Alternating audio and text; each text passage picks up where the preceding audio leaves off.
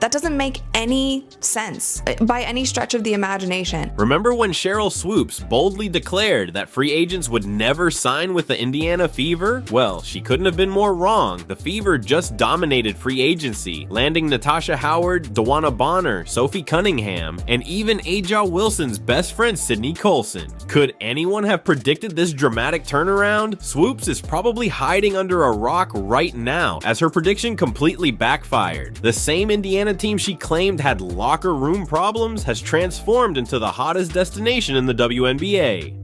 And all of this is happening because of that rookie she said wouldn't adjust to the league, Caitlyn Clark. Sheryl Swoopes is been missing. Sheryl Swoopes is MIA. They got a APB out for Sheryl Swoopes. If you see Sheryl Swoopes, she did a lot of talking a few months ago about the Indiana Fever, the locker room environment, how people didn't want to play there, how people wanted to leave. Stephanie White came in and said, okay, hold up. Let me go to Indeed.com and Indeed get some free agents to come in here that want to play, that are accomplished, seasoned veterans. She did all that. Cheryl's been nowhere to been found. That's right. Sheryl Swoopes went on that podcast and just straight up declared nobody wanted to play in Indiana. The look on her face when she made those claims showed such... There's a lot of other shit going on that players are like, this ain't where I want to be. Over there. Yeah. Yeah. What makes this situation so fascinating is the timing. Swoopes dropped her bombshell comments right before the Indiana Fever transformed into the hottest destination in the entire WNBA, like predicting a devastating storm on what turned out to be the sunniest day of the year. She made these bold claims about locker room issues and player dissatisfaction, and then immediately after, Indiana started signing free agent after free agent. The universe couldn't have scripted a more perfect contradiction. It's a lot. So you have players that are very significant on this Indiana Fever team that are like, I don't want to be here. This is where I want to be. Yeah. This year. Now listen, What you said, there's a lot of shit going on. What kind of things do you say? I'm not in the locker room. Okay, I ain't even but on just, the team. I'm I'm talking about more social media. Okay. It's a time. Right? All right, see, she's not in the locker room. She's talking about social media. I think the girl... She presented her opinions as undeniable facts, giving viewers the impression she had insider knowledge about serious problems and was permanently damaged. The same way she claimed Clark wouldn't dominate, she painted a grim picture of the Fever's future. So will Caitlyn Clark be a good pro? Absolutely. Will Caitlyn Clark come into the WNBA and do what she's doing right now? Immediately? Absolutely not. Not gonna happen. Okay.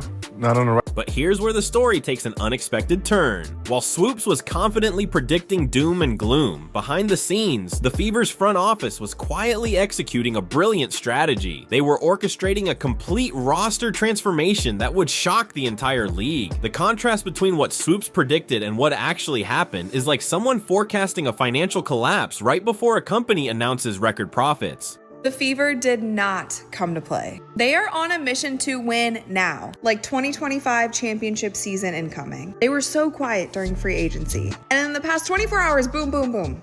Re-signed Kelsey Mitchell to a max deal. Picked up Natasha Howard, bringing her back to the Indiana Fever, where she was originally drafted. And then they just announced a three-way trade, sending Alyssa Smith to Dallas and Sophie Cunningham coming to the Fever. This team in 24 hours just got exponentially better. What's particularly telling is what happened after Indiana's free agency success. There was no follow-up statement from Swoopes acknowledging her misjudgment, no recognition of the Fever's incredible success. Her silence as Indiana assembled a powerhouse roster speaks volumes, like watching someone predict with absolute certainty that the sun won't rise tomorrow, then quietly slipping away when dawn breaks. Even further, when a game that Sheryl Swoopes was calling for the Dallas Wings, where the commentator was talking about how great Caitlyn Clark had been playing, Sheryl Swoopes, silent for 60 seconds, didn't even want to address it. And it got so bad that the game that Dallas then went to play against the Indiana Fever and Caitlyn Clark, after the domination of the Chicago Sky, Sheryl Swoopes got pulled from the broadcast. Meanwhile, the Indiana Fever were building not just a competitive team, but one of the most enviable cultures in the league. All those supposed Gotta do better. If you see Sheryl, she might need the Heimlich maneuver. She might be choking on Crow right now. Help out, y'all. Help Cheryl Swoops. The embarrassment for Swoops isn't just that she was wrong, it's that she was spectacularly, historically wrong in a way that's impossible to walk back. Her prediction landed in an entirely different universe. While she was warning everyone about Indiana's supposed toxic environment, the Fever were creating exactly the kind of team culture that attracts championship caliber talent. Actually better. Starting five, Caitlyn at the 1, Kelsey at the 2, Lexi Hall and Sophie can duke it out for the 3, Natasha Howard at the 4, Aaliyah Boston at the 5. But they still have space. Maybe I'm crazy, but I feel like there's one more piece that they're gonna try to add. At the end of last season, this team immediately got rid of Coach Christy Sides, hired Coach Stephanie White. Stephanie White then, in turn, brings basically her entire coaching staff from the Connecticut Sun. Then the Fever announced their plans for their brand new practice facility and immediately start shuffling around the entire team. They are not wasting any time. You know what's even more shocking than Swoops being proven wrong? The caliber of players literally lining up to play with Clark. We're witnessing something unprecedented. Championship veterans choosing Indiana like it's suddenly the basketball promised land. The Fever assembled an entire super team of elite talent while Swoops was busy doubling down on her misguided takes. Let's break down exactly who's joining this Fever revolution. First up, Natasha Howard, a defensive powerhouse. Like you said, to have a good vision on the court, because that's like as soon as she gets the ball in her hand, she's throwing it up because she already sees the person down the court before she even get the ball in her hand. So that's one thing I love about her vision on the court. I really can't wait to catch all those passes and give her all the assists that she needs. She's the same Howard who anchored Seattle's championship defense and made her mark across the league. Her excitement about catching passes from Clark, who sees the person down the court before she even gets the ball, speaks volumes. A 3-time champion specifically excited about a rookie's court vision that demolishes the nobody wants to play with Clark narrative. Next, give her a little bit more leadership and knowledge for her to understand this league a little bit better. And like I said, when playoffs hit, she'll be ready. But I don't think you have to instill that in a lot of players, and she's one of them. I think she's kind of go back and study and see those things and figure it out herself, which is just shows what type of player she is. So I'm excited to step on the court with her. I play with a lot of great players, so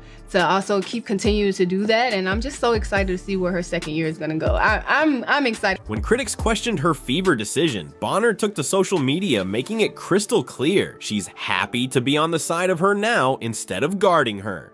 A veteran with multiple championships choosing to align with Clark rather than compete against her. In a similar vein, Sophie Cunningham, whose competitive fire made her a standout player, didn't hold back about joining Indiana. To be honest, I am just so excited to be here. I'm from the Midwest, and so for me to kind of get back to my roots and be close to my family, I'm so excited. Like when I say that I am refreshed and I am motivated, and I just like kind of feel like my spark is back. Everyone thinks I've been feisty. You've not even seen the feisty side of me yet, so this should be really fun. But for me, I'm excited to be closer to home. I'm excited to deep dive into the community of Indiana. I've already met a lot of really cool people. I'm excited to inspire the next generation of young boys and girls around here, get to know the community more. But I promise you that I'm just ready to just like win. I'm ready to win. I'm ready for y'all to be there. But like I said, you guys haven't even seen feisty yet. I am just so excited to be here. I feel refreshed and motivated joining the Fever. She even warned everyone they haven't even seen feisty yet. That's a player eager to start something special, not someone reluctantly joining a team with locker room issues. Perhaps most eye-opening, Sydney Colson, Aja Wilson's best friend, leaving the championship environment in Las Vegas to join forces with Clark. When asked directly, Colson specifically mentioned wanting to play with Mitchell and Clark, explaining the bond with Mitchell from AAU days and the great things she heard about Clark from teammate Kate Martin. A player from Clark's supposed rival team signing up to be her teammate speaks volumes. Yeah, I talked to Sydney Colson today. She said that Kelsey Mitchell was actually the first person she hit up because they built a bond here, playing AU for the last 3 years. She said she heard some good things about Caitlyn Clark from her Aces teammate Kate Martin as well, so that made the decision easy. The contracts these veterans signed aren't just paperwork. They're statements of belief in Indiana's vision. Howard and Bonner committed substantial gap in their roster. Dominate. You know that I'm very excited, and I really agree with a lot of the moves the Indiana Fever have made. There's not been one trade or pickup that the Indiana Fever have made that I have not been on board with. I'm on board with every single one. And I just want to say the fact that the Indiana Fever have gone out and got these great players like a Natasha Howard, like a Dewana Bonner, like a Sophie Cunningham. The fact that they've gone out and got these great players shows that they believe Caitlyn Clark is great right now. They are on board with the Caitlyn Clark vision, and it just makes me happy because they're not treating Caitlyn Clark like a rookie who is gonna be good in 10 years. No, they're treating her like a superstar who is good right now. When was the last time you saw a team transform from league afterthought to premier destination in just one season? The Caitlyn Clark effect isn't just changing the Fever's roster, it's completely flipping the power structure of the entire WNBA upside down. And that's exactly what has the old guard of the league absolutely terrified. And let's talk about what these veterans are actually signing up for. They're not just joining another team, they're becoming part of a basketball revolution led by a rookie who shattered 62 WNBA records in her first season. 62. While established stars predicted she'd struggle with the transition, Clark was rewriting the record books, breaking the rookie assist record, setting the single-season three-point mark, and making those same critics look foolish. In the weekend, Caitlyn Clark set the single-season assist record in the WNBA, the most prolific passer in WNBA history. She is now the all-time rookie leader in points. Guard. Clark didn't follow the unwritten rule of waiting her turn. She walked into the league, immediately dominated, and forced everyone to orbit around her gravity. The veterans who held the keys to the kingdom suddenly found the locks changed overnight by a rookie who refused to wait in line. She has taken every bar set for her and gone over it, and that is ridiculously impressive. Caitlyn Clark is making a lot of people look silly thinking of women's basketball in less than a year. Every arena they visit sells out. Viewership records shatter wherever they go. Clark didn't just join a team, she transformed the entire landscape of women's basketball, like a supernova reshaping its galaxy. Little chart right here. The Fever will have over 600,000 fans in attendance total this year, and the second best to that was in 1999 with the Washington Mystics at just over 400,000. So the Fever are going to account for over 200,000 more fans this year to their games than any other team, not only this year in 2024. You can see the Liberty are third on this list, and the Liberty are third, fourth, and fifth on this list, but those are the only two teams that are in 2024. The other highest attendance record. She's thriving beyond anyone's wildest expectations. Basketball analysts who once questioned her impact are now eating their words, with one commentator plainly stating, Caitlyn Clark isn't struggling, she's thriving. Veterans want to be part of this historic transformation happening in real time because they recognize they're witnessing something they may never see again in their careers. I don't get it, and I think that it's being made very clear with the signings that the Indiana Fever have made. A lot of people want to go to Indiana. Do not believe the internet, do not believe the hating media when they tell you that Indiana is not the destination. Natasha Howard's name is on the map. She's getting more recognition now, before she's even gotten on the court, than she probably has for most of her The Fever's new roster resembles the Avengers, a collection of elite talent that complements each other perfectly. The combination of championship experience, defensive prowess, and offensive firepower alongside Clark's generational playmaking. A player who was top 3 in MVP voting as a rookie,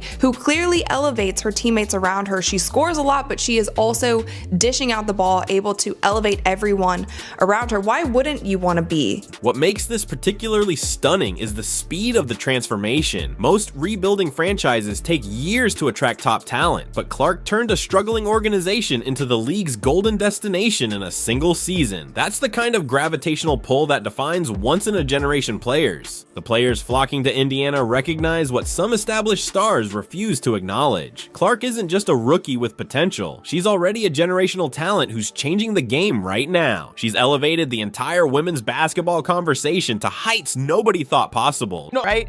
But off the floor, my goodness. This is what Sheryl Swoopes never saw coming. The Indiana Fever aren't just getting better, they're about to become championship contenders. Experts are now predicting the Fever will be playing for the WNBA title next year. Can you believe how quickly things have changed? While Swoops is still processing her misjudgment, the league's power structure has completely flipped. The Fever have transformed rapidly. Established powerhouses like the Aces should be worried. Indiana has assembled a legitimate super team with aggressive free agency moves paying off, and Caitlyn Clark already changing the game. The championship window isn't opening gradually. It's blown wide open right now. What does this mean for the future of the WNBA? Get ready to watch Indiana dominate before the rest of the league even knows what hit them.